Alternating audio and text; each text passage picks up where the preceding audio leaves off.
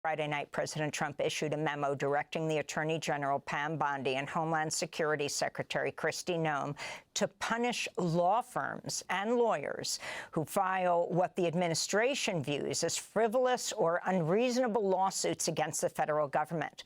The memo is widely seen as a way to target immigration lawyers. Former Justice Department official Vanita Gupta said the memo, quote, attacks the very foundations of our legal system by threatening and intimidating litigants who aim to hold our government accountable to the law and the Constitution, she said.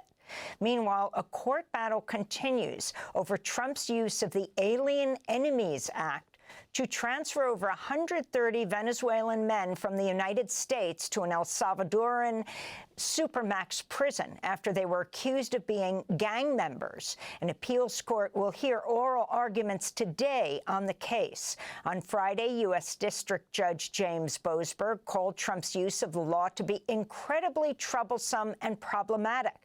The Trump administration's appealing Boasberg's decision to halt flights under the Alien Enemies Act. The Trump administration's announced plans to revoke temporary immigration protections for more than 530,000 people from Cuba, Haiti, Nicaragua, and Venezuela that were granted under a Biden-era humanitarian parole initiative known as CHNV. In other immigration news, the Washington Post is reporting the IRS is close to agreeing to a deal to give addresses and other personal information about suspected undocumented immigrants to the Department of Homeland Security. One former IRS official told the Post, quote, it's a complete betrayal of 30 years of the government telling immigrants to file their taxes. In other related news, DHS has shut down 3 internal watchdog agencies that advocated for immigrants, including the Office for Civil Rights and Civil Liberties. A federal judge Friday blocked Immigration and Customs Enforcement, ICE, from deporting Jeanette Vizqueta, a well-known immigrant rights activist, mother of 4, who was detained in Denver last Monday. U.S. Judge Nina Wang's order also prevents federal authorities from transferring Vizqueta out of Colorado and gave the government a deadline of today to demonstrate why Jeanette Vizqueta should not be released. The head of the U.S. Social Security Administration threatened Friday to shut down the agency, then backed down from the threat. Trump's head of Social Security, Leland Dudek, made the initial threat after a federal judge blocked Elon Musk's DOGE from accessing Social Security records, which the judge likened to a fishing expedition. Meanwhile, Trump's Commerce Secretary, the billionaire Howard Lutnick, has sparked outrage after suggesting only fraudsters would complain if Social Security checks didn't go out on time. Social Security didn't send out their checks this month. My mother-in-law, who's 94, she wouldn't call and complain. She just wouldn't. She'd think something got messed up, and she'll get it next month. Yeah. A fraudster always makes the loudest noise, screaming, yelling, and complaining. Elon Musk visited the Pentagon Friday for a high-level meeting with Defense Secretary Pete Hegseth and others.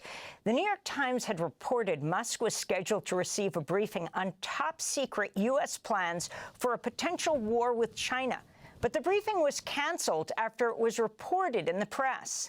Musk threatened to go after whoever leaked what he called maliciously false information to the New York Times. Musk has close business ties with China, which is Tesla's second-largest market. China is also the home of Tesla's largest factory. Elon Musk's Political Action Committee is offering voters in Wisconsin $100 to sign a petition opposing what he calls activist judges ahead of Wisconsin's Supreme Court election on April 1st. 2 Musk-backed groups have spent over $20 million on the race to support Republican Brad Schimmel over Democrat Susan Crawford. The race will decide control of the Wisconsin Supreme Court. U.S. and Russian officials are holding talks in Saudi Arabia today, a day after the U.S. held negotiations with Ukraine. The talks are focused in part on a proposed pause to attacks on energy facilities between Russia and Ukraine, as well as securing a possible maritime ceasefire in the Black Sea. On Sunday, a Russian drone attack killed 7 people, including a 5-year-old child, in Kyiv. Meanwhile, Ukrainian drone attacks killed 2 people in Russia. Sudan's military has retaken control over most of central Khartoum over the weekend after soldiers seized the presidential palace in the capital Friday. By Sunday, the Sudanese army also captured the central bank and the headquarters of the National Intelligence Service. Analysts say it could be a major turning point in the devastating civil war between Sudanese forces and the Rapid Support Forces, which is nearing the 2-year mark and has created the world's largest humanitarian disaster. South African Ambassador Ibrahim Rasool returned home to a hero's welcome Sunday after being expelled from Washington. Secretary of State Marco Rubio recently declared Rasool to be persona non grata in the latest move taken by the Trump administration against South Africa. Speaking in Cape Town Sunday, Rasool criticized the Trump administration for cutting off aid to South Africa. We have tried to engage. We have been met with executive orders that cut our aid, cut PEPFAR, and now we sit with the idea that millions could be reinfected with HIV and AIDS. The research for the vaccine may not be one that could be completed. Those are the dangerous things that are happening and why we must mend our relationship or sit out the next 4 years.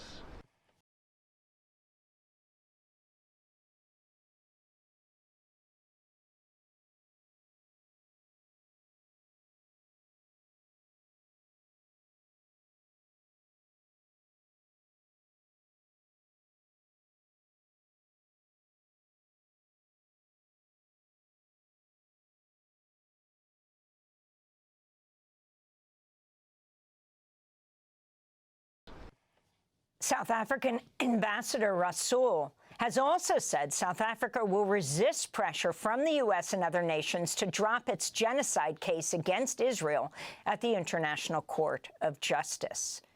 South Korea's Constitutional Court has dismissed the impeachment of Prime Minister Han Duck-soo Monday, reinstating him as acting president. Han took on the interim presidency after Yoon Suk-yeol was suspended over a short-lived declaration of martial law in December. Han's been accused of complicity in the failed martial law attempt and of refusing to appoint judges to the Constitutional Court. A ruling on Yoon's fate is expected soon. Mass protests have taken place over Seoul streets amidst the deepening political turmoil. Canada's new Prime Minister, Mark Carney, called on Sunday for snap federal elections to be held April 28th. We are facing the most significant crisis of our lifetimes because of President Trump's unjustified trade actions and his threats to our sovereignty. Our response must be to build a strong economy and a more secure Canada. President Trump claims that Canada isn't a real country. He wants to break us so America can own us. We will not let that happen. Carney, a former central banker with little political experience, is hoping to consolidate his Liberal Party's power after the popularity of the opposition Conservative Party soared during his predecessor, Prime Minister Justin Trudeau's final months in power. Greenland's prime minister has expressed outrage over what he called the Trump administration's highly aggressive plan to send Second Lady Usha Vance, National Security Advisor Michael Waltz, and Energy Secretary Chris Wright to Greenland this week. Over the past 2 months, President Trump has repeatedly threatened to take control of Greenland, quote, one way or another. And on Friday, an estimated 34,000 people gathered in Denver, Colorado for a massive rally to hear Senator Bernie Sanders of Vermont and Congressmember Alexandria Ocasio-Cortez of New York as part of their Fighting Oligarchy tour. It was the largest rally of either of their political careers. We will not allow America to become an oligarchy. This nation was built by working people. And we're not going to let a handful of billionaires run the government. Power and corruption is taking over this country like never before. And we are here, most importantly, because we know that a better world is possible. AOC and Senator Sanders. Other speakers at the rally included Alvaro Bedoya, the federal trade commissioner who was fired by Trump last week and is suing for his reinstatement. Those are some of the...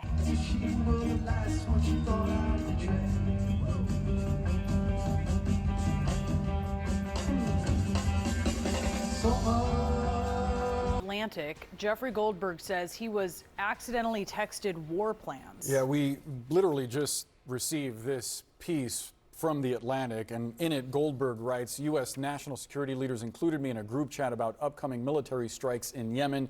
I didn't think it could be real. Then the bombs started falling. CNN's Alex Marquardt joins us now live. And Alex, this piece came out literally in the last few minutes. I haven't been able to read through all of it, but this seems like something out of a farce, like out of a comedy. It is just stunning on so many different levels. And I understand why Goldberg didn't believe it was real, because it is just shocking in several different ways. Goldberg was added to a Signal chat with some of the most senior national security members of the Trump administration. Signal is a messaging app that is encrypted, probably why these officials thought that they could have a discreet conversation on there. But on it, in this chat that Goldberg was a witness to, they talk about the planning for the recent bombing of the Houthis that started on March 15th. They talk about current intelligence assessments. There's a full-on debate among these officials about whether they should carry out this bombing of the Houthis. And these are conversations that could be in violation of the Espionage Act. Now, this group was started, it looks like, by the National Security Advisor Mike Waltz, who called it the Houthi PC Small Group. PC refers to Principals Committee. The principals in the administration are the senior-most officials. And among that group of senior officials, you have the National Security Advisor, the Vice President, the Secretary of Defense and of State, the Director of National Intelligence, the CIA Director, Steve Witkoff, the Special Envoy, the Chief of Staff to President Trump, and the list goes on. There are 18 of them. So there's this debate over whether the U.S. should go through with this bombing of the Houthis. Vice President Vance is actually arguing against it, saying that just 3% of trade goes through the Red Sea, which is where the ships have been targeted by the Houthis.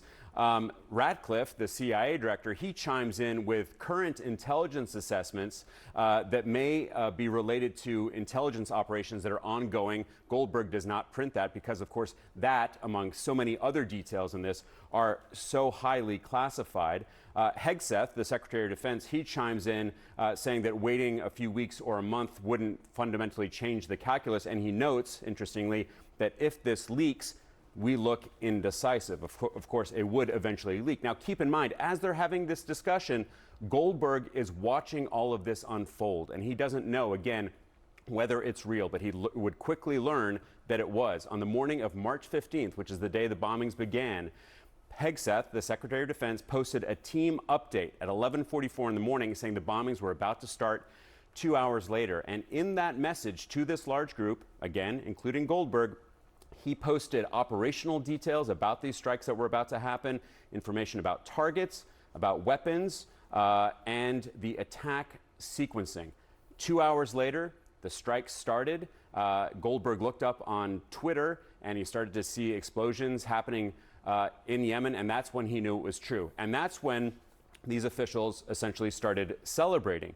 You have John Ratcliffe, the CIA director, saying, a good start. Mike Waltz, this National Security Advisor, responds with several emojis, as does Steve Witkoff, with 2 hands praying, a flexed bicep, and 2 American flags. So everyone approving of what just happened and celebrating. The National Security Council has not pushed back on this at all. They said that this chain was in fact real.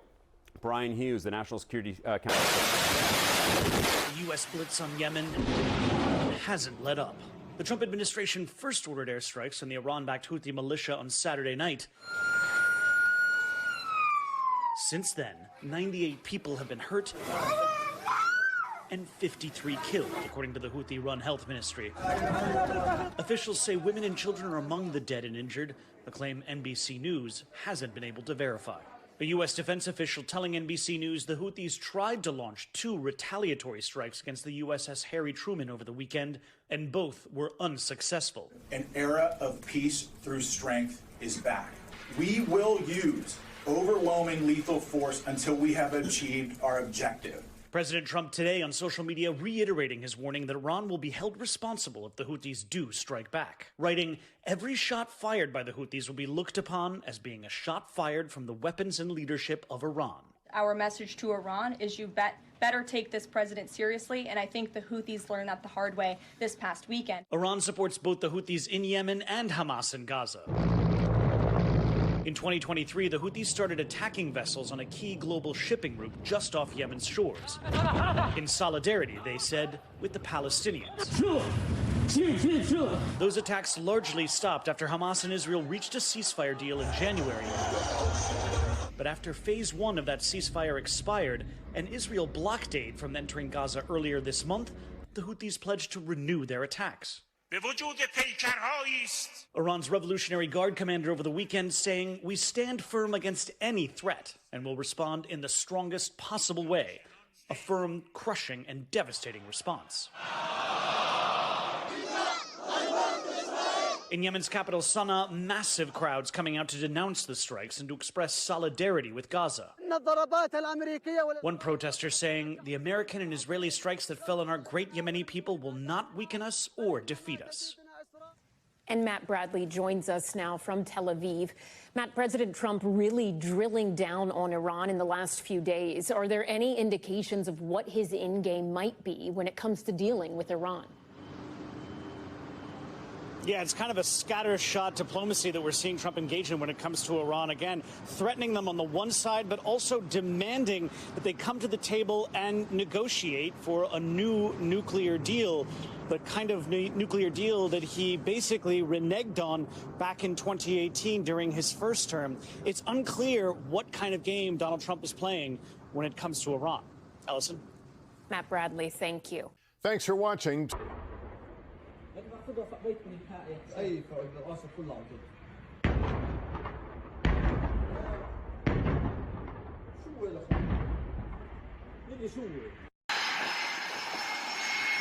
Responds with several emojis, as does Steve Witkoff, with 2 hands praying, a flexed bicep, and 2 American flags. So everyone approving of what just happened and celebrating. The National Security Council has not pushed back on this at all. They said that this chain was in fact real. Brian Hughes, the National Security Council spokesman, says this does appear to be an authentic message chain. They are looking into how and someone was inadvertently added, how Goldberg was added to this chain, and he tries to spin it as a demonstration of the deep and thoughtful policy coordination between senior officials. So no pushback from the White House in terms of the authenticity of this. But again, this may violate the Espionage Act. Jeffrey Goldberg and his colleague Shane Harris, who's an intelligence reporter, spoke with several lawyers who say that it may have violated the provisions that govern the handling of national defense information. Bottom line, they say, to put it on Signal, they should not have established a Signal chat in the first place, is their conclusion, which is kind of obvious. And then the kicker of this whole piece is, as Hegseth is describing how this is going to unfold and what is going to happen, he says, we are currently clean on OPSEC, which is operational security. Clearly, they were not clean because they included a journalist in this conversation on Signal. Okay, who was the JG who was missing, who should have been part of the conversation? We don't know why Waltz initially reached out to Jeffrey Goldberg and added him as a contact and then eventually added him to the group. You're absolutely right. They probably thought they were adding someone else from within the administration who had a similar name. Why this mistake happened is just the first of a very long list of questions. Wow. Alex Marquardt, thank you so much for bringing us this reporting. Let's talk more about this with former Defense Secretary and former CIA Director Leon Panetta. Secretary, I'm reading the piece as we speak, and it's interesting because Goldberg writes that he had very strong doubts that this text group was real. I could not believe that the national security leadership of the United States would communicate on Signal about imminent war plans. I also could not believe that the national security advisor to the president would be so reckless, he writes, as to include the editor-in-chief of The Atlantic in such discussions with senior U.S. officials. Secretary, what's your reaction to this reporting? Get matched today with the tax expert who's just obviously a very serious mistake on the part of whoever included Goldberg in this highly classified chain of command messaging that went on that involved war plans. To have had somebody from the Atlantic on that chain, without question, was a serious mistake. And I hope the White House takes this seriously, because the last thing you want to do when you're talking about war plans is to have a serious leak like this that could undermine the war plans, but also jeopardize lives. So I hope they take this seriously. What would that look like, Secretary?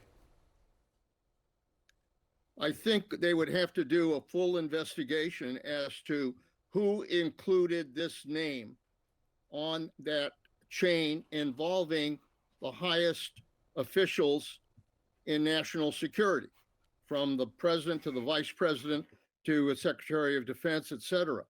How the name of a journalist was added to that list,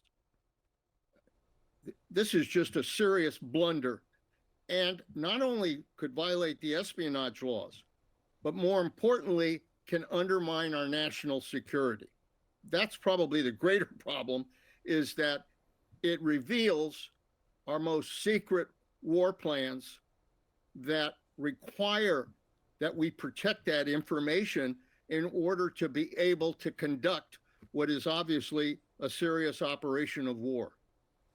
To that point, Secretary, I wonder what could have happened here if it wasn't Jeffrey Goldberg, the editor-in-chief at The Atlantic, who received this and decided to publish this story. If it had been someone else on the contact list that was added to the Signal chat, what would have been a worst-case scenario that would have put national security at risk?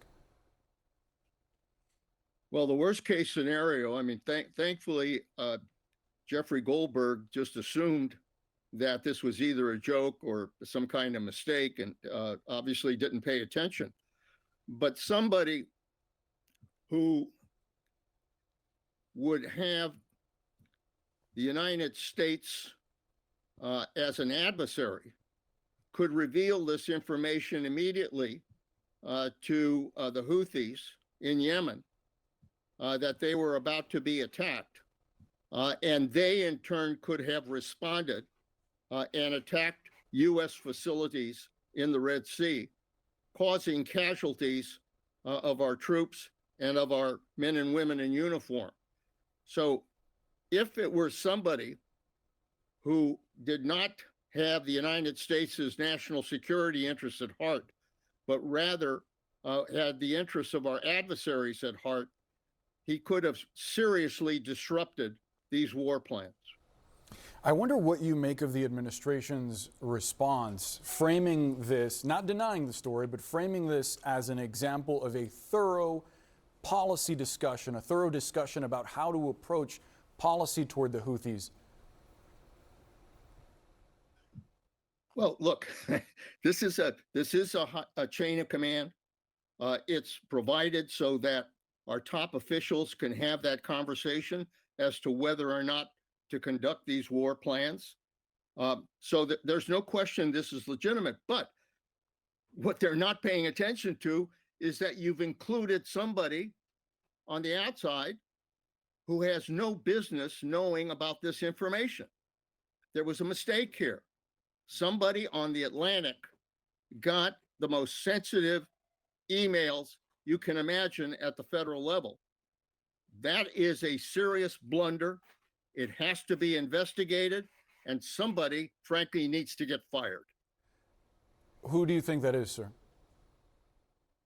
Whoever put that chain together. Somebody put that name on a list, and whoever that was deserves to be fired. Drawn quite close to the top of the shelf. I struggled with destiny upon the ledge. The gas when defeated, he slipped off the edge. Silence contagious in moments like these. Consume me and strengthen my will to appease. Convicted felon and malignant narcissist Donald Trump is not happy this morning. And that's because a picture was posted of him that he doesn't like. So he got onto his live social and said this: nobody likes a bad picture or painting of themselves, but the one in Colorado in the state capitol, put up by the governor along with all other presidents, who is purposefully distorted to a level that even I perhaps have never seen before. The artist also did President Obama, and he looks wonderful. But the one on me is truly the worst. She must have lost her talent as she got older. In any event, I would much prefer not having a picture than having this one. But many people from Colorado have called and written to complain, in fact, and they are actually angry about it. I am speaking on their behalf to the radical left governor, Jared Polis, who is extremely weak on crime, in particular with respect to Tren de Arauca, which practically took over Aurora. Don't worry, we saved it to take it down. Jared should be ashamed of himself. And who should be ashamed of themselves is Donald Trump. He is a thin-skinned narcissist who has an overinflated sense of what he looks like. Here is the photo. Now, in my opinion, this photo could have been a lot worse. He looks like all his hair's there. He doesn't have like the blending problem that he so often has. His makeup looks more blended and complete than it normally does. Here's the deal, Donald Trump. You are not an attractive man. You could have had this thinning hairline, drag makeup with the orange, but no, it's a normal colored looking face. The problem is it's not fake. It doesn't show you to be so thin and handsome and hyper masculine like you are in your very homoerotic NFT cards. So this is what the president of the United States is talking about. His photo in Colorado. I guess he wants it to have like big hands, big dick energy, but it doesn't, because he is a little pathetic baby man that has hurt feelings because the picture, he doesn't like it. And while he's crying around about his picture, the comparison between what Donald Trump says and what Russian state media says about the war in Ukraine is alarming, and it sent a chill through my spine when I saw this. He shouldn't have allowed this war to happen. He's no angel. He shouldn't have allowed this war to happen. Zelensky had a desire to fight Russia. Zelensky decided that I want to fight. Zelensky is gambling with World War III. You're gambling with World War III. Zelensky's poll ratings are low. His poll numbers aren't particularly great. So, Ukraine has to have elections if it wants to sit at the negotiating table. When they want a seat at the table, you could say the people have to, wouldn't the people of Ukraine have to say, like, you know, it's been a long time since we've had an election. Zelensky is disrespectful because he is used to talking to the Biden idiot. What you're doing is very disrespectful. That wasn't with me. That was with a guy named Biden, who is not a smart person. There is great probability that Ukraine will become Russia. They may be Russian someday. Americans have adopted our point of view. What has been said in this studio for a long time is now being said by the American administration. It's such a pleasure to watch. We rejoice whenever this happens in the enemy camp. Even if you hold traditional stocks or crypto, if you're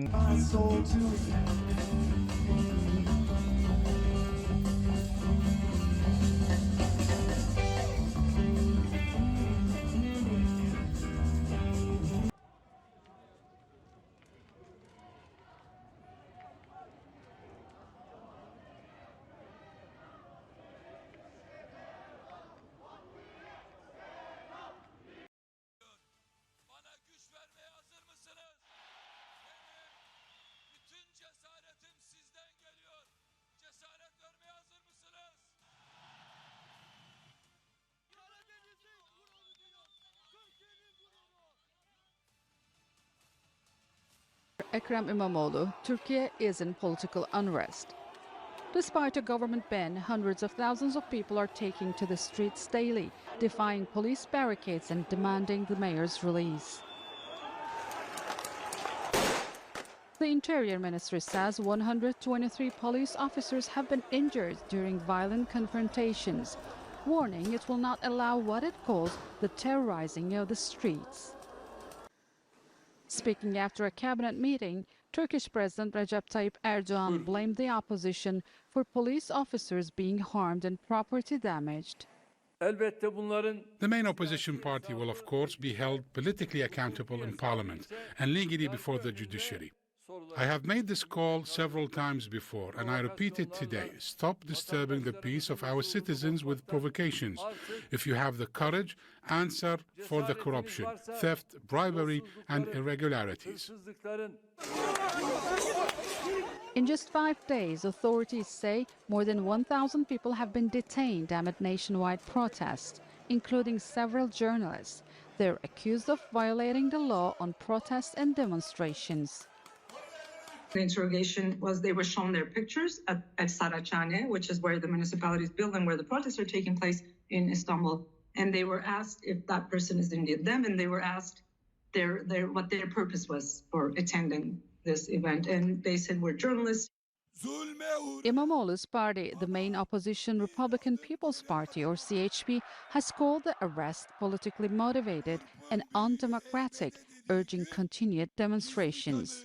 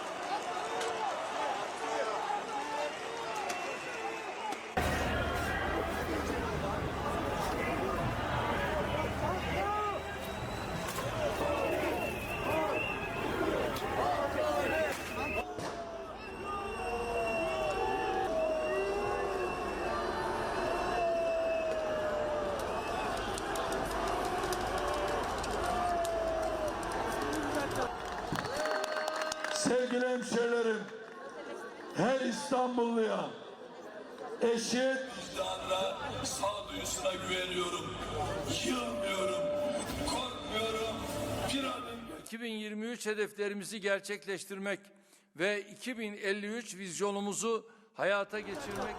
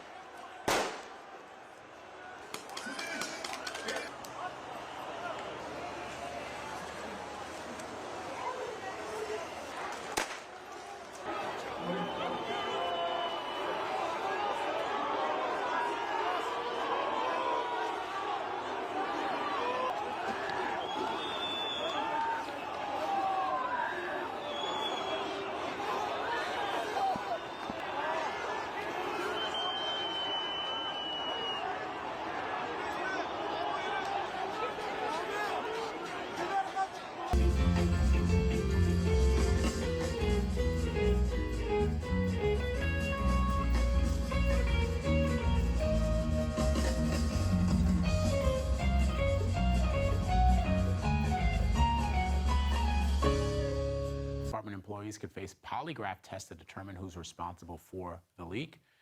CBS News senior national security correspondent Charlie D'Agata joins us now to talk about this. I think this is sort of remarkable, Charlie. I saw Elon Musk tweeting about it, or whatever they call it, Xing about it.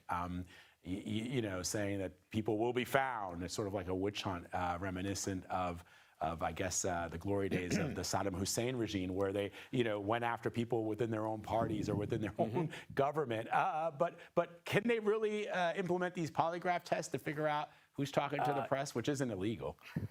No, Vlad, another day, another drama here at the Pentagon. You know, so the memo dropped over the weekend, and it referred to recent unauthorized disclosures.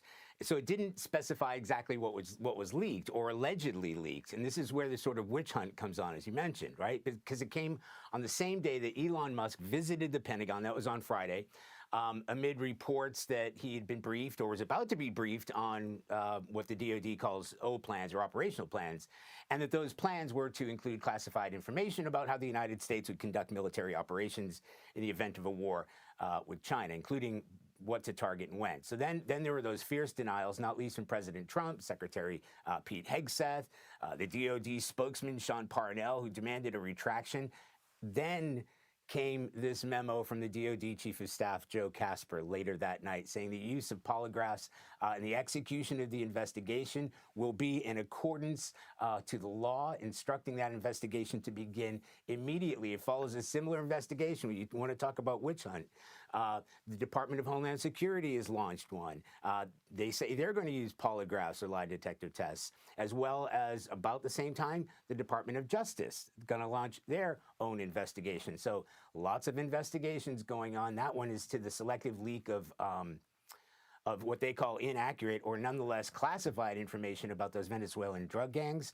But that kind of raises the question of when does a leak become a lie? Because, you know, in my experience, it's usually one or the other, not both.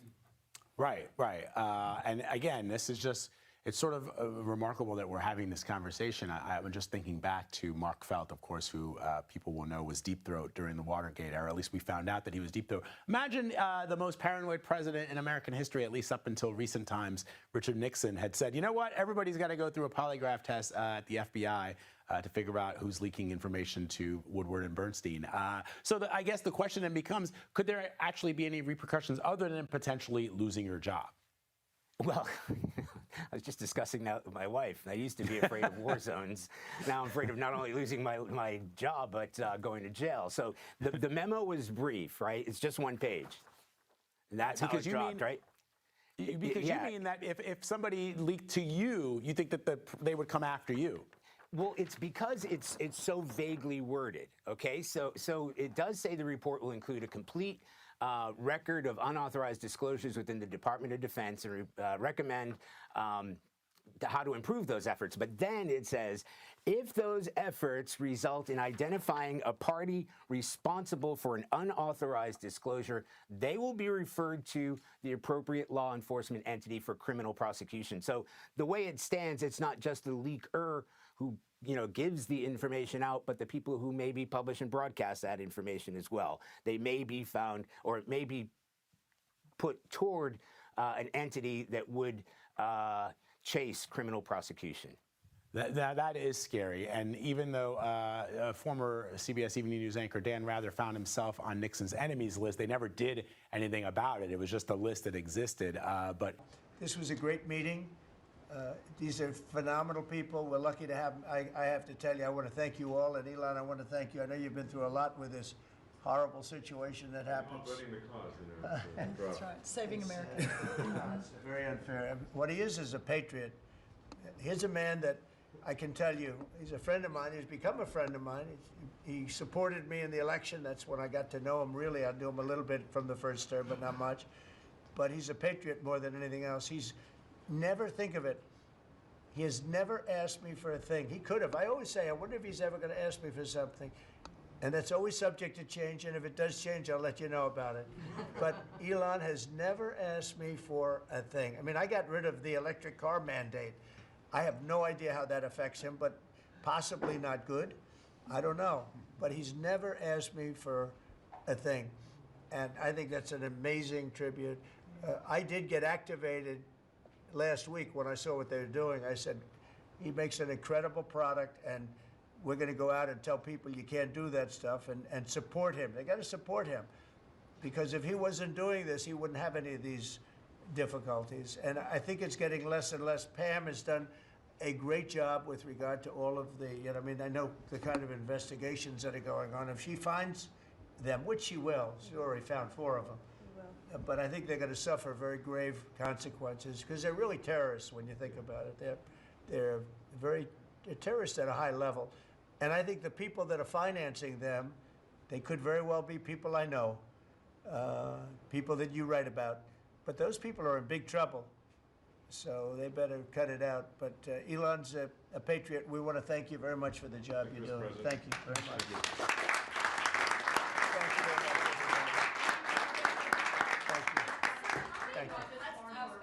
Thank you, everybody. Thank you very much. Thanks to all the DOGE team who are getting death threats on a daily basis. Just trying to do the right thing for the American taxpayer and for the American people.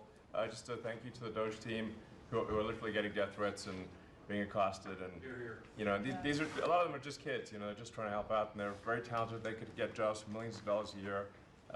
Instead, they come here, earn peanuts, and get death threats. So thanks to the DOGE team.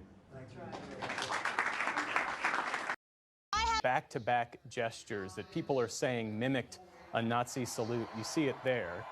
Elon Musk has not directly addressed this, but he has appeared to edit out that gesture from the video that he posted on X, the platform he, of course, owns.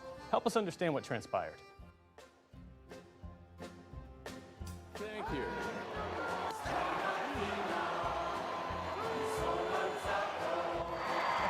Oh, careful. Careful with that salute. It wasn't even like a subtle, like a wave, like one of these, like a. It's okay. It's good to be proud of German culture, German values, and not to lose that in some sort of multiculturalism that dilutes everything. That's what a Nazi would say. We don't want Italy as a culture to disappear. We don't want France as a culture to disappear.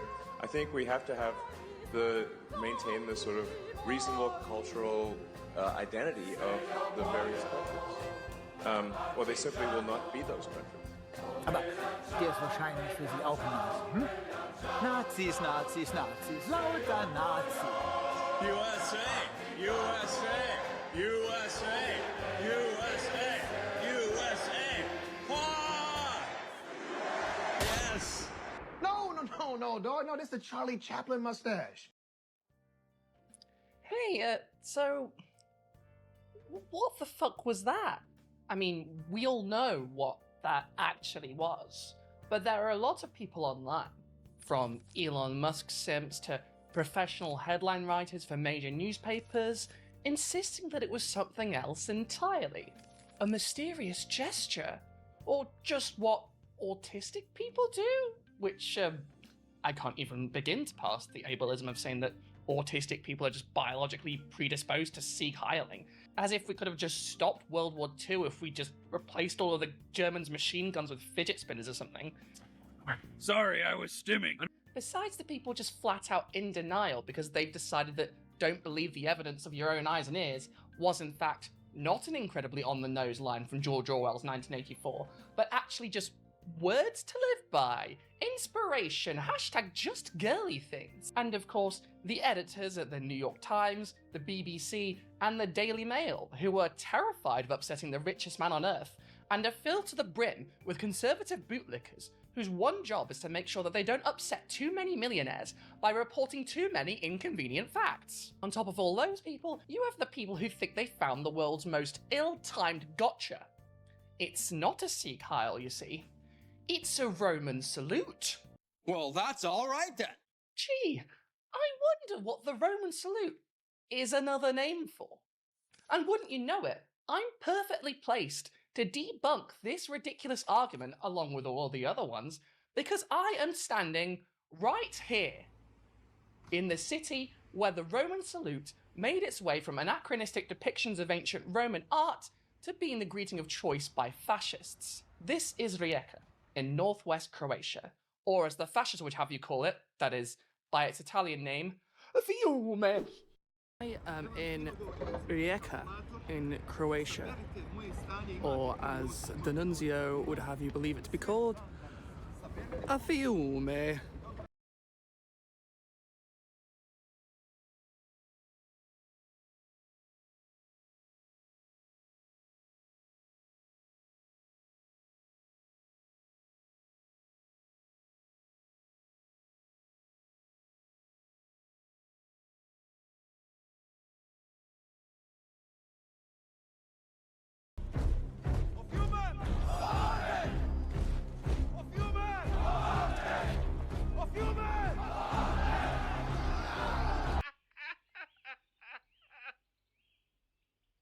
And now for something completely different.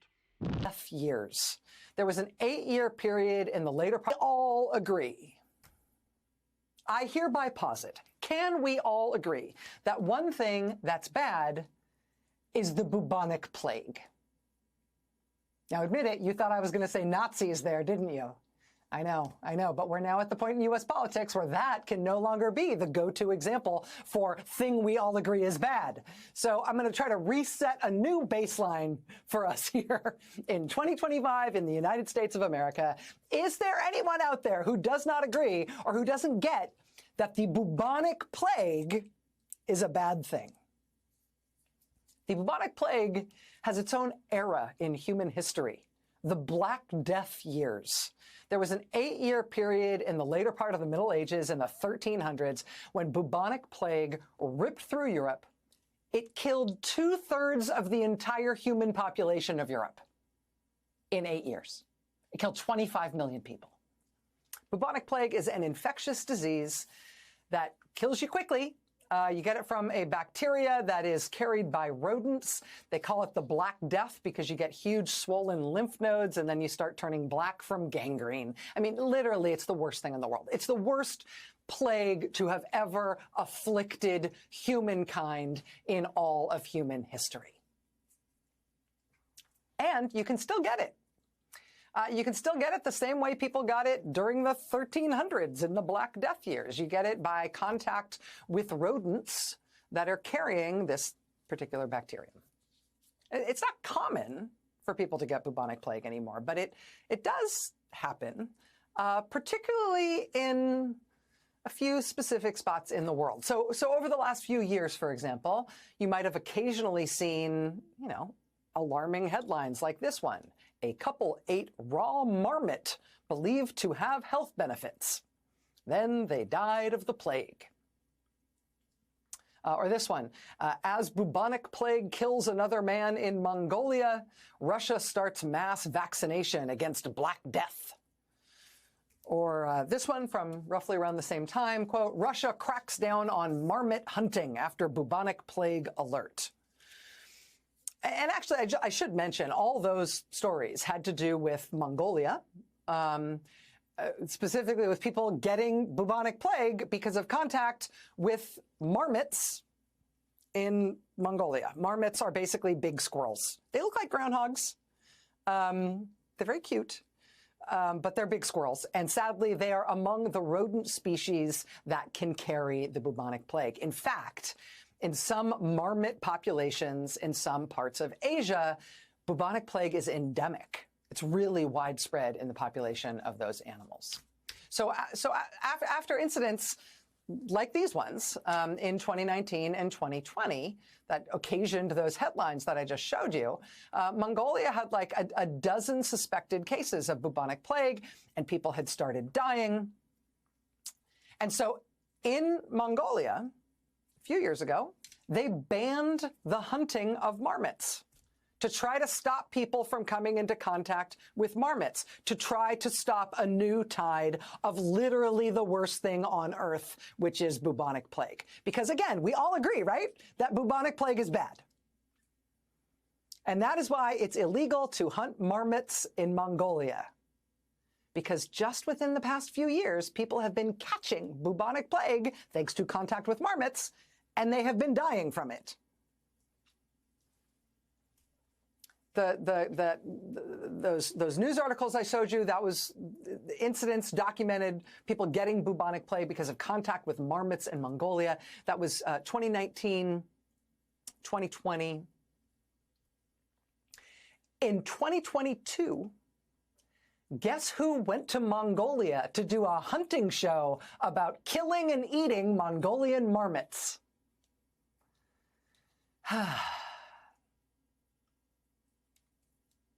Yeah. Not the blonde son, the other one. He has a magazine and a social media company, I think it is, about hunting. And this video posted online by his company in 2022 is captioned by his company, quote, "Don Trump Jr. eats a rat in Mongolia." Hey, that's not a rat. That's a marmot. So this is a little bit gross, fair warning, but here's me showing my work. Here goes. Here's me proving it.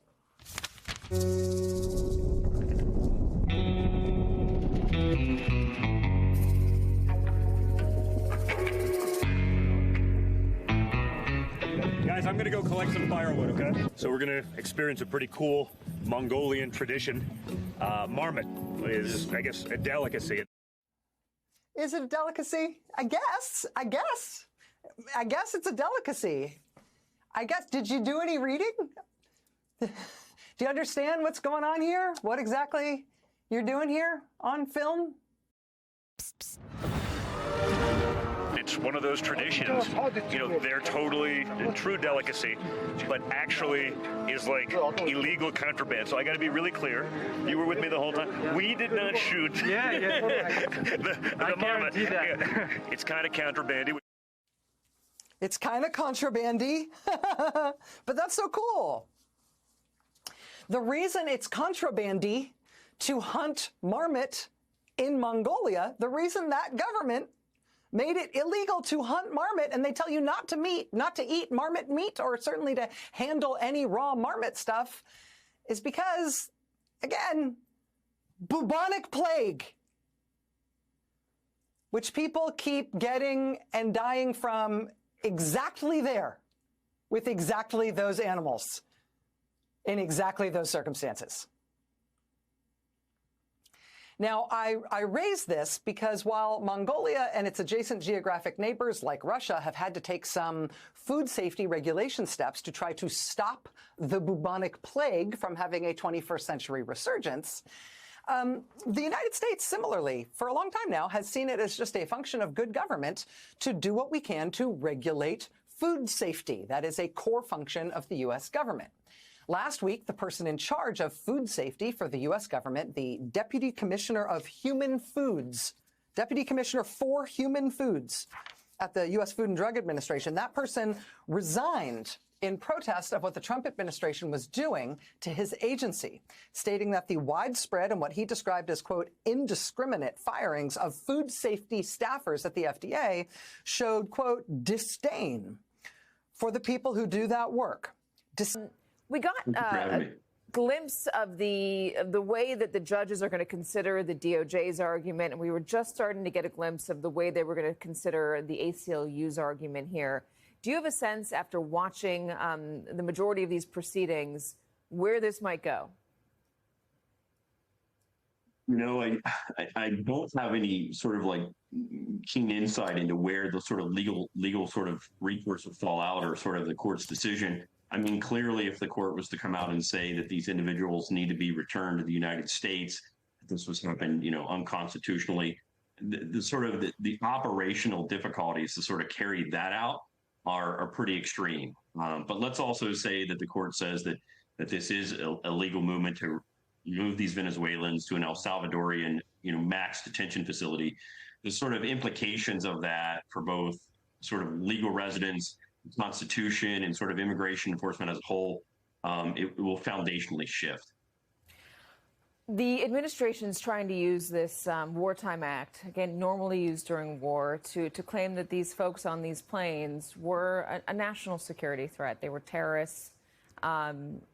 But we've heard from a number of lawyers who have said that their clients were not a part of this gang, and they haven't been able to reach them in a lot of cases. I mean, they weren't sent back to Venezuela. They were sent to an entirely different country and straight to a prison there. If ICE really was worried about these folks, would there be a way to hold them in detention while the judge considers the merits of this case, or while some lawyers come out and say, hey, let me give you the evidence against your decision about who these people are? Yeah, those are all valid questions, and I can sort of dismantle the ideas that this is foundationally built on pretty quickly. One, our law enforcement and intelligence community has the ability to identify individuals that have gang-related ties and are connected to gang activity. We can do that, and quite frankly, it's very easy if that was fully accurate and we had sound information on that. Federal law enforcement, ICE, DHS, and the administration could share that very quickly and prove that point. Two, identifying this is very time intense. Identifying sort of gang connections for migrants does take a lot of time, attention, and focus. And clearly the administration wasn't focused on that. We're hearing that throughout the court case. But clearly this is a messaging move by the administration to sort of show the punitiveness of the immigration system to deter migrants from coming to this country. ICE could have held these individuals in detention, not on and sort of reviewed and sort of investigated their status, whether it was based on, as they're claiming, the tattoos that they had on their body, those sort of things. A lot of, as we've seen with both the individuals that have been sent to Gitmo or this jail, they could be here in ICE detention domestically. There's no sort of operational benefit to ICE enforcement that this sort of move to moving these individuals to El Salvador, except, quite frankly, driving the fear, the punitiveness, and cutting them off from any due process within the immigration system. I think you raise a really good point that people are forgetting. The President Trump was committed and promised that Venezuela would be taking back migrants. That has stopped initially over the first few weeks of the administration. They had 1 or 2 flights. From my understanding, those have stopped at this time. And again, this maneuver shows that a lot of these sort of policies and commitments, the administration is not following through on. All right, let's bring in former federal prosecutor for the Southern District of New York and Eastern District of New York, Barrett Berger. Barrett, let's get the legal end of this. Jason was so astute in giving us the immigration side of it. Again, he was the former chief of staff for Immigration and Customs Enforcement at DHS. Let me ask you, legally speaking, where you think this case is going. The ACLU is arguing now. A moment ago, we heard extended arguments from the DOJ about what they believe is Donald Trump's ultimate authority to do this, basically despite judicial review or in spite of judicial review. What is your sense of how this appellate court is going to fall? So it does seem to me that the judges are really concerned about the process here, and specifically the fact that there didn't seem to be much, if any, due process that was followed during this entire proceedings. You had one judge saying that, even the Nazis gave better treatment, which was a pretty shocking thing to hear from the bench. People, it's been brought to light the fraud, not just waste and abuse. The fraud has been incredible. You mentioned one, Madam Secretary. Well, yes, sir. Well, let me just add to that, and thank you. We just had a wonderful cabinet meeting, all aligned on certainly the effort to realign the government. But even at the U.S. Department of Agriculture, we've canceled a $300,000 contract educating on food justice for queer and transgender farmers in San Francisco. A similar contract we canceled in New York. Again, educating transgender and queer farmers on food justice and food equality. I'm not even sure what that means, but apparently the last administration wanted to put our taxpayer dollars towards that. We canceled a $600,000 contract out of Louisiana that was studying the menstrual cycles of transgender men, a $600,000 contract. We canceled another contract out of a university in the middle of the country that focused on getting more diversity, equity, and inclusion into our pest management industry. again, these are nonsensical. It makes zero sense to use taxpayer dollars to fund these. I know these are just a few examples of the hundreds and hundreds that we have found. Well, a clear case of fraud was with the Small Business Administration, where they were handing out loans, $330 million worth of loans to people under the age of 11. I think the youngest, Kelly, was a 9-month-old who got a $100,000 loan. That's a very precocious baby we're talking about here. We're tackling the hundreds of billions of dollars of fraud go unprosecuted, so we're taking that on. We have a zero tolerance policy for fraud, and we continue to crack down on it and make sure people are held accountable. And you have a lot of that. You found far too much of it. It's a pure fraud. We like to use the words waste and abuse because are much more than that, all in an effort to reduce the production of energy in the United States and to make energy more expensive. We are stewards of the American taxpayer dollars, right? That's the job of everyone around this table, led by you. We want to reverse that trajectory and care about every dollar an American taxpayer gives us, and are we using it for the benefit of Americans? Let me tell you one thing, huge growth in expenditures, huge growth in employee count. Puerto Rico, an American territory, had its electricity grid destroyed. They had billions of dollars in the Department of Energy to help Puerto Rico, yet they didn't spend that money because that money would have meant more energy, more jobs, more prosperity in Puerto Rico. They wanted to have them as a poster child of wind and solar. This island should run on wind and solar. That just doesn't work. But they cared about politics more than the American people, and they didn't treat the dollars like they were their dollars. Yep. This table, the team you have assembled, we're treating the American dollars like they're our dollars. Thank you. We're doing a great job on energy, by the way. We have things happening with energy that will knock your socks off. A really amazing job. Howard, do you want to say a couple of words? Well, what is so exciting is April 2nd is just around the corner, and that's American Liberation Day. That's the day when the rest of the world starts to treat America with respect. And your leadership, understanding how the rest of the world treats us and what balance and what fair trade finally is going to be, is going to take care of America. It's going to launch the External Revenue Service to start to build the power and prestige of America back. And I'm honored to be helping you on that course. It's an interesting term, right? The External Revenue Service. We're going to take in a lot of money from the outside, and that's going to keep our taxes low, and I think getting a lot lower. It's going to be a lot of money, and the external will take care of the internal to a large extent. So I think it's going to be a beautiful transformation.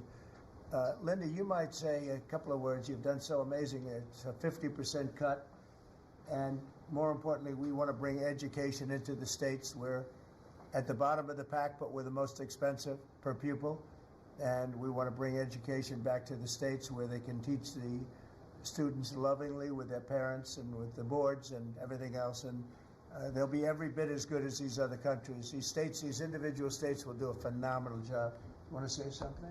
Yes, sir. And if we think about education, if we don't address the issues in education now and start getting our scores up, what are we going to find our next generation after that? Where are our engineers, our doctors, our lawyers, our scientists, our AI and technical experts going to come from? We will go farther and farther down, and with everything else we're doing within our country, building manufacturing, bringing all of that back, if we don't educate in the best way we can, we will be lost, and those generations will be lost. It is, I think, the cornerstone of our culture and what we need to focus on. And so by having education at the best place where it can be, which is at the states, the local levels, with governors, with best practices and tools, which I hope the Department of Education can help supply for them, we'll do it. And Linda, as you know, the SBA has taken over her student loans, which is a lot of loans. It's a big job. And Kelly, we appreciate that. You're going to do fantastic. 38%. The employees went up by 17%, and healthcare went down. We have 40 comms departments. We have 40 procurement departments. We have 40 IT departments, and we have 40 procurement, HR, none of them talking to each other. We are, with Elon's help, eliminating the redundancies. We are streamlining our department. We're going to go back to providing gold standard science. We're going to get the money to the scientists and to the patients rather than to the administrators and to the bureaucrats. And we're going to restore gold standard science, and we're going to make America healthy again. Thank you very much.